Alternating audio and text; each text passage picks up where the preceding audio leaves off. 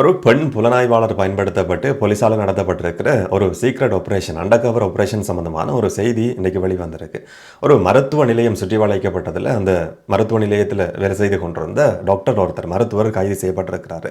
அவர் எதுக்காக கைது செய்யப்பட்டார், இந்த சம்பவத்துக்கு பின்னால் நடந்திருக்கிற ஒரு சில விஷயங்களை இந்த வீடியோவில் பார்க்கலாம்.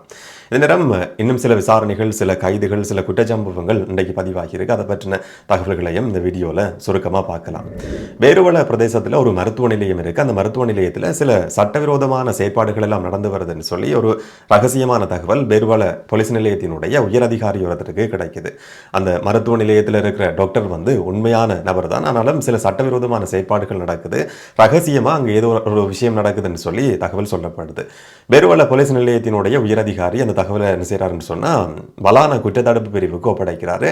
வலான குற்றத்தடுப்பு பிரிவு அந்த டாக்டரை கையும் களவுமா வெடிக்கிறதுக்குன்னு சொல்லி ஒரு சீக்ரெட் ஆபரேஷனை பிளான் பண்ணி இருந்தது. ஒரு அண்டர் கவர் ஆபரேஷன் நடத்தப்பட்டிருந்தது. அதுக்கு ஒரு பெண் புலனாய்வாளர், பெண் போலீஸ் உத்தியோகத்தர் புலனாய்வு உத்தியோகத்தர் பயன்படுத்தப்படுறாங்க. அந்த டாக்டருக்கு ஃபோன் பண்ணி, எனக்கும் உங்களோட மருத்துவ நிலையத்தில் சிகிச்சை பெற்றுக்கொள்ள வேண்டியிருக்கு, நீங்க மற்றவங்களுக்கு கொடுக்குற அதே சிகிச்சையை எனக்கும் தர முடியுமான்னு சொல்லி கேட்டு ஒரு அப்பாயின்மெண்ட் எடுக்கப்படுது. அந்த அப்பாயின்மெண்ட் கொடுக்கப்பட்ட நாள் தான் இன்றைய நாள். அப்பாயின்மெண்ட்டுக்குன்னு சொல்லி போற மாதிரி அந்த பெண் போலீஸ் புலனாய்வாளர் அந்த இடத்துக்கு போயிருக்கிறாங்க. அதுக்கு பிறகு வலான குற்றத்தடுப்பு பிரிவினுடைய போலீஸ் அதிகாரிகளும் போய் அந்த மருத்துவரை கையும் களவுமா பிடிச்சிருக்கிறாங்க. அங்கிருந்து சில மருந்துகளும் கண்டுபிடிக்கப்பட்டிருக்கு. அங்க நடந்திருக்கிற சட்டவிரோதமான செயற்பாடு என்னன்னு சொன்னா கருக்கலைப்பு.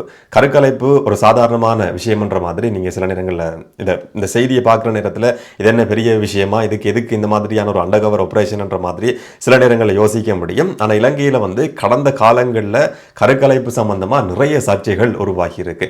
மதம் சம்பந்தப்பட்ட பிரச்சனைகளாக இருக்க முடியும், இல்லாட்டி சட்டம் சம்பந்தப்பட்ட பிரச்சனைகளாக இருக்க முடியும். கருக்கலைப்பு என்றது இலங்கையை பொறுத்த வரைக்கும் கடுமையான தண்டனைகள் கிடைக்கக்கூடிய ஒரு மிகப்பெரிய குற்றமாக கருதப்படும். சட்ட ரீதியில் ஒரே ஒரு விஷயத்துக்கு மட்டும்தான், ஒரே ஒரு சந்தர்ப்பத்தில் மட்டும்தான் அனுமதி இருக்கு. இது கடந்த காலங்களில் மிகப்பெரிய விவாத பொருளாகவும் பேசப்பட்டிருந்தது. பெண்ணியம் சம்பந்தமாக கதைக்கக்கூடிய சில நபர்களை பொறுத்த வரைக்கும் இந்த சட்டம் மாற்றப்படணும் என்ற மாதிரியான கோரிக்கை இன்றைக்கு வரைக்கும் முன்வைக்கப்பட்டு வருது. அந்த சட்டத்தை மாற்றுறதுக்கு தீர்மானங்கள் எடுக்கப்பட்டிருந்தாலும், முயற்சிகள் முன்னெடுக்கப்பட்டிருந்தாலும் அது எல்லாமே தோல்வி அடைஞ்சிருந்தது. பல வருஷங்களுக்கு முதல்ல, இன்னும் சொல்ல போனா பல தசாப்தங்களுக்கு முதல்ல கொண்டு வரப்பட்ட கருக்கலைப்பு சம்பந்தமான சட்டம் தான் இன்றைக்கு வரைக்கும் நடைமுறையில் இருக்கு. இந்த மாதிரி வெளியிடங்கள்ல, மருத்துவ நிலையங்கள்ல கருக்கலைப்பு செய்யறதுன்றது மிகப்பெரிய தண்டனைகள் கிடைக்கக்கூடிய ஒரு குற்றமா கருதப்படும். ஒரு சந்தர்ப்பம் எதுன்னு சொன்னா, கர்ப்பிணியா இருக்கிற தாய்க்கு உயிருக்கு ஏதாவது ஆபத்து இருக்கு சொல்லி கருதப்படுற சந்தர்ப்பத்தில் மட்டும்தான் சட்ட ரீதியில கருக்கலைப்பு செய்யறதுக்கு இலங்கையை பொறுத்த வரைக்கும் அனுமதி கொடுக்கப்படும். மற்ற எந்த சந்தர்ப்பமா இருந்தாலும் கூட ஒரு நபர் தன்னுடைய விருப்பம் இல்லாம கரு உருவாகி இருக்கு சொல்லி கருதப்பட்டாலும் கூட அதுக்கும் சட்ட ரீதியில அனுமதி கிடையாது. இது மிகப்பெரிய ஒரு குற்றமாக கருதப்படுற விஷயம். அதுக்காக தான் கையும் களவும் அப்படிங்கிறதுக்குன்னு சொல்லி இந்த மாதிரியான ஒரு ரகசியமான திட்டம் போடப்பட்டு அந்த மருத்துவர் இப்ப கைது செய்யப்பட்டிருக்கிறாரு. ஒவ்வொரு பெண்கள்டையும் இருந்து கருக்கலைப்பு செய்யறதுக்கு 45,000 ரூபாய் தொடக்கம் அவங்களுடைய வசதிக்கு ஏற்ற மாதிரி பணம் வசூலிக்கப்பட்டிருக்கின்ற தகவலும் முதல் கட்ட விசாரணையில தெரிய வந்திருக்கு. போலீஸ் அரெஸ்ட் பண்ண நேரம் அந்த மருத்துவர் சொன்னாராம், என்ன விடுங்க, இந்த சம்பவத்தை இதோட விட்டுறலாம், நீங்க கேட்கிற எவ்வளவு தொகையா இருந்தாலும் நான் இப்ப இந்த சந்தர்ப்பத்தில் தாரதுக்கு தயாரா இருக்கிறேன்னு சொல்லி கைது செய்யறதுக்கு போன அந்த போலீஸ் உத்தியோகத்தர்களுக்கு இந்த நபர் சொல்லி இருக்கிறாருன்னு சொல்லியும் ஒரு செய்தி வழி வந்திருந்தது. இதுல சட்ட ரீதியான பிரச்சனை ஒரு பக்கம் இருக்க, இந்த மாதிரியான ஒரு சம்பவத்துல வேறொரு நபர் ஈடுபட்டிருப்பாரா இருந்தா இன்றைக்கு இலங்கையே உலுக்கி போடுற ஒரு சம்பவமா இது மாறி இருக்கும். இன்னும் சொல்ல போனா 2-3 மதங்கள், இனங்கள் சம்பந்தமா பேசப்படுற ஒரு விஷயமாவும் இது மாறி இருக்கும். அதுக்கு நல்ல உதாரணம் உங்களுக்கு ஞாபகம் இருக்கும்னு சொல்லி நினைக்கிறேன். அந்த மருத்துவருடைய பேரை திரும்ப நான் ஞாபகப்படுத்த விரும்பல, அவங்களே அதை மறந்து இருக்கணும்னு சொல்லி சில நேரங்களில் யோசிச்சிருப்பாங்க. அந்த மருத்துவருடைய பேரை நான் சொல்லாம இருக்கிறேன். ஆனால் எல்லாருக்கும் ஞாபகம் இருக்கக்கூடிய இலங்கையில ஒரு சர்ச்சையா பரபரப்பா பேசப்பட்ட சம்பவம், ஒரு முஸ்லிம் மருத்துவர் ஆயிரக்கணக்கான சிங்கள பெண்களுக்கு கருக்கலைப்பு செய்தார், கருத்தடை செய்தார்னு சொல்லி குற்றம் சாட்டப்பட்டிருந்தது. நீதிமன்றத்தால் அவர் எந்த விதமான குற்றமும் செய்யாத நிரபராதின்னு சொல்லி நிரூபிக்கப்பட்டிருந்தது. அரசாங்கம் அவருக்கு நட்டு ஈடும் செலுத்தி இருந்தது, அவருடைய சம்பளம் திரும்ப கொடுக்கப்பட்டிருந்தது. ஆனால் இந்த சம்பவத்தை பொறுத்த வரைக்கும் அதில் ஈடுபட்டிருக்கிற நபர் அதே பிரதேசத்தை சேர்ந்த வேறுபல பிரதேசத்தில் அரச மருத்துவராகவும் அவர் சேவையாற்றி இருக்கிறாராம். ஹாஸ்பிட்டல்லையும் வேலை செய்திருக்கிற ஒரு நபர், அதே பகுதியை சேர்ந்த, அதே இனத்தை சேர்ந்த ஒரு நபர்ன்றதால இந்த செய்தி பெரிய அளவில் எங்கேயும் பேசப்பட்ட மாதிரி இல்லை. இதே ஒரு இடத்துல வேற மதத்தை, வேற இனத்தை சேர்ந்த ஒரு நபர் இந்த மாதிரியான சம்பவத்தில் ஈடுபட்டு கைது செய்யப்பட்டிருப்பாரா இருந்தால் இன்றைக்கு அரசியல்வாதிகள் துள்ளி குதிக்கிற, சில பிக்குகள் துள்ளி குதிக்கிற ஒரு செய்தியா மிகப்பெரிய பரபரப்பா பேசப்படுற ஒரு விஷயமா இது மாறி இருக்கும். ஆனா அதே பிரதேசத்தை சேர்ந்தவர், அதே இனத்தை சேர்ந்தவர்ன்றதால இருக்கிறதால இது வந்து யாருமே கண்டுகொண்ட மாதிரி கிடையாது. கருக்கலைப்பு செய்திருக்கிறார்ன்றது சாதாரணமான ஒரு விஷயமா பேசப்பட்டிருக்கு. ஆனா வேறொரு மதத்தை சேர்ந்தவராக இருந்தால் இன்றைக்கு வந்து இது பூதாகரமான விஷயமா மாறி இருக்கும். எவ்வளவு காலமா இந்த நிலையம் நடத்தப்பட்டு வருது, எத்தனை பெண்களுக்கு இந்த மாதிரி கருக்கலைப்பு செய்யப்பட்டிருக்கின்றதெல்லாம் இதுவரைக்கும் தெரியாது. நாளைக்கு அவர் நீதிமன்றத்தில் முன்னிலைப்படுத்தப்படுவார்னு சொல்லி எதிர்பார்க்கப்படுது. என்ன நடக்கும்ன்றதை பொறுத்திருந்து பார்க்கலாம். இன்னும் ஒரு சம்பவம், ஒரு நபர் வந்து வெளிநாட்டு பிரஜை ஒருத்தர் கைது செய்யப்பட்டிருக்கிறார் திஸ்ஸ மகாராம பிரதேசத்தில். இதுவும் கொஞ்சம் வித்தியாசமான சம்பவம் தான். பிரான்ஸை சேர்ந்த ஒரு பெண் வந்து இலங்கைக்கு வந்திருக்கிறாங்க, சுற்றுலாவுக்கு வந்திருக்கிறாங்க. திஸ்ஸ மகாராம பிரதேசத்தில் இருக்கிற ஒரு மசாஜ் நிலையத்துக்கு போய் மசாஜ் பண்றதுக்குன்னு சொல்லி போயிருக்கிறாங்களாம். அந்த மசாஜ் நிலையத்தினுடைய உரிமையாளர் ஒரு பெண். அந்த பெண்ணுடைய அந்த உரிமையாளரோட கணவர் வந்து இந்த பிரான்ஸை சேர்ந்த பிரான்ஸ் பெண்ணிட்ட வந்து தவறான முறையில் நடந்து கொண்டாருன்னு சொல்லி ஒரு சம்பவம் பதிவாகி இருக்கு. அதுக்கு பிறகு அந்த பிரான்ஸ் பெண் என்ன செய்திருக்கிறாங்க, தன்னுடைய இந்திய நண்பர் ஒருத்தர், அவரும் சுற்றுலா விசாவில் வந்திருப்பார் போல, அவருக்கு ஃபோன் பண்ணி சொல்லியிருக்கிறாங்க இந்த மாதிரியான ஒரு சம்பவம் நடந்திருக்குன்னு சொன்னதும் அந்த இந்திய பிரஜை அந்த மசாஜ் நிலையத்துக்கு போய் என்ன நடந்ததுன்னு சொல்லி விசாரிச்சிருக்கிறார். அப்ப அந்த ஆணுக்கும் இந்த மற்ற இந்திய பிரஜைக்கும் இடையில ஒரு வாய் தர்க்கம் ஏற்பட்டு அது வந்து கைகலப்பா மாறி இருக்கு. மசாஜ் நிலையத்திட்ட உரிமையாளர் அந்த பெண் வந்து 119க்கு ஃபோன் பண்ணி உடனே சொல்லியிருக்கிறாங்க இந்த மாதிரி ஒரு சம்பவம் நடந்திருக்கு, வெளியில இருந்து வந்த ஒரு நபர் என்னுடைய ஹஸ்பண்டை வந்து தாக்கி இருக்கிறாருன்னு சொல்லி சொன்னதும் அங்க போன போலீஸ் அந்த வெளிநாட்டு பிரஜையை, அந்த இந்திய பிரஜையை வந்து கைது செய்திருக்கு. தவறான முறையில் நடந்து கொண்டார் என்று சொல்லப்படுற அந்த நபரை தாக்கப்பட்டதா சொல்லி இப்போ வைத்தியசாலையில் அனுமதிக்கப்பட்டிருக்கிறார். அந்த பிரான்ஸை சேர்ந்த பெண்ணும் வந்து மருத்துவ சிகிச்சைக்கு உட்படுத்தப்பட இருக்கிறார்னு சொல்லியும் ஒரு செய்தி வெளி வந்திருந்தது. தவறான முறையில் நடந்து கொண்ட எல்லா சந்தர்ப்பங்களையும் எல்லா விஷயங்களையும் மருத்துவ ரீதியில் வந்து உறுதி செய்ய முடியாது. சுற்றுலாத்துறையோட சம்பந்தப்பட்டிருக்கிற ஒரு விஷயம் போலீஸ் வந்து இந்த மாதிரி இதை கையாண்டு இருக்கிறதும் ஒரு சர்ச்சையான சம்பவமா பதிவாகி இருக்கு. ஒரு அரசியல்வாதி ஒருத்தரை கொலை செய்யறதுக்கு எடுக்கப்பட்ட முயற்சி சம்பந்தமான ஒரு செய்தியும் இன்றைக்கு வெளியே வந்திருந்தது.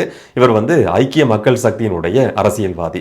ஒரு நகர சபையில், களத்தூர மாநகர சபையில் வந்து வேட்பாளராக போட்டியிட்டு இருக்கிறாராம். பந்துல சொல்லப்படுற நபரை வந்து கொலை செய்யறதுக்கு நேற்றிரவு முயற்சி எடுக்கப்பட்டிருக்கு. 9 மாதங்களுக்கு முதல்ல இதே நபரை, இதே அரசியல்வாதியை கொலை செய்யறதுக்குன்னு சொல்லியும் முயற்சி எடுக்கப்பட்டு அந்த முயற்சியும் தோல்வி அடைஞ்சிருக்காம். அதுக்கு பிறகு அவருடைய பாதுகாப்புக்குன்னு சொல்லி அவருக்கு ஒரு கடை இருக்கு, அந்த கடைக்கு முன்னுக்கு ஒரு போலீஸ் காவலரன் மாதிரி அமைக்க சில போலீஸ் உத்தியோகத்தர்கள் கடமையில் ஈடுபடுத்தப்பட்டிருக்கிறாங்க. ஆனா அந்த நபர், அந்த அரசியல்வாதி வீட்டுக்கு பின்னால, கடைக்கு பின்னால போன சந்தர்ப்பத்தில் பின்னால வந்திருக்கிற துப்பாக்கிதாரை பிஸ்டலை பயன்படுத்தி துப்பாக்கி சூடு நடத்துறதுக்கு முயற்சி எடுக்கப்பட்டிருக்கு. 3 சந்தர்ப்பங்களில் முயற்சி எடுக்கப்பட்டிருந்தாலும் துப்பாக்கி வேலை செய்யல, பார்த்திபன்ற மாதிரி துப்பாக்கி வேலை செய்யல. சுட வந்த நபர் அங்கிருந்து ஓடி இருக்கிறார். அதுக்கு பிறகு இந்த நபர் அங்கிருந்து கத்தி கொண்டு ஓடி போய் போலீஸ் அதிகாரிகளுக்கு சொன்னாராம். போலீஸ் என்ன செய்து கொண்டு வந்ததோ என்னமோ தெரியாது. ஆனா அந்த நபர் வந்து இதுவரைக்கும் கைது செய்யப்படல. இந்த நபரை கொலை செய்யறதுக்கு குறுகிய காலகட்டத்துக்குள் எடுக்கப்பட்டிருக்கிற 2வது முயற்சியை இது வந்து பதிவாகி இருக்கு. இதுக்கு முதல்லையும் இதே மாதிரியான முயற்சி முன்னெடுக்கப்பட்டிருந்தது. எந்த ஒரு நபருக்கும் கைது செய்யப்படல. நாங்க சிறை கைதிகள் மாதிரி வீட்டை விட்டு வெளியில போக முடியாம வீட்டுக்குள்ளேயே முடங்கி இருக்கிறோம்னு சொல்லி அந்த அரசியல்வாதியோட மனைவி ஊடகங்களுக்கு சொல்லியிருந்ததையும் பார்க்க முடிஞ்சது. இந்த மாதிரியான ஒரு கொலை முயற்சி சம்பந்தப்பட்டிருக்கிற செய்தியும் இன்றைக்கு வெளிவந்திருந்தது. கொழும்புலையும் கொழும்பை சுற்றி இருக்கிற பிரதேசங்களையும் சில கொலை சம்பவங்கள், துப்பாக்கிச்சூடு சம்பவங்களோட சம்பந்தப்பட்டிருக்கிறாருன்னு சொல்லி சந்தேகிக்கப்படுற, குற்றம் சாட்டப்படுற ஒரு நபர் வந்து ஆயுதங்களோட கைது செய்யப்பட்டிருக்கிறாரு. இவர் வந்து மட்டக்குழிய பிரதேசத்தில் அவரோட வீட்டில் ஒரு பயண பொதிக்குள்ள துப்பாக்கியை மறைச்சு வச்சிருந்த சந்தர்ப்பத்தில் போலீசால கைது செய்யப்பட்டிருக்கிறாராம். மட்டக்குழி ரொஷான் சொல்லப்படுற நபருடைய நெருக்கமான ஒரு நபர்னு சொல்லி ஊடகங்கள்ல அடையாளப்படுத்தப்பட்டிருக்கிறார். மட்டக்குழி ரொஷான் போன மாதம் கைது செய்யப்பட்டிருந்தார். அவருடைய சொத்துக்கள் எல்லாமே முடக்கப்பட்டிருந்தது. இதுக்கு முதல்லையும் அவர் சம்பந்தமான பல விஷயங்கள் வெளிவந்திருந்தது. கொழும்புலையும் கொழும்பை சுற்றி இருக்கிற பிரதேசங்களையும் போதைப் பொருள் கடத்துற முக்கியமான ஒரு நபர்னு சொல்லி அடையாளப்படுத்தப்பட்டவர் தான் குடு ரோஷான். அவருடைய நெருக்கமான நபர், அவருடைய குழுவை சேர்ந்தவர் சொல்லி அடையாளப்படுத்தப்படுற இன்னும் ஒரு நபரும் இப்ப துப்பாக்கியோட கைது செய்யப்பட்டிருக்கிறார். இன்னும் ஒரு வித்தியாசமான சம்பவமும் பதிவாகி இருக்கு. தங்கம் திருடுறதுக்குன்னு சொல்லி புத்தர் சிலைகளை, புத்தட்ட கழுத்தை உடைச்சி அதுக்குள்ள இருந்த தங்கம் இருக்குன்னு சொல்லி சில முயற்சிகள் முன்னெடுக்கப்பட்டிருக்கு. நாவலப்பிட்டி பிரதேசத்தில் 2 நபர்கள் கைது செய்யப்பட்டிருக்கிறாங்க. 45 வயதான ஒரு நபரும் 50 வயதான நபரும் கைது செய்யப்பட்டிருக்கிறாங்கன்னு சொல்லியும் ஒரு செய்தி வெளிவந்திருந்தது. நாவலப்பிட்டி பிரதேசத்தில் இருக்கிற ஒரு விகாரையில புத்தர் சிலை உடைக்கப்பட்டு அதுக்குள்ள இருந்த தங்கம், சில தாது பொருட்கள் திருடப்பட்டதுன்னு சொல்லி அந்த விகாரையினுடைய விகாராதிபதி நாவலப்பிட்டி போலீஸ்ல வந்து முறைப்பாடு செய்திருக்கிறார். அதுல இருக்கிற சிசிடிவி காட்சிகளையும் பயன்படுத்தி கொண்டு பார்க்குற நேரத்தில் முச்சக்கர வண்டியில 2 பேர் வந்திருக்கிறாங்க. சிலையை உடைச்சி தங்கம் திருடுறது தெரிய வந்திருக்கு. அதுக்கு பிறகு அந்த 2 பேருமே கைது செய்யப்பட்டிருக்கிறாங்க.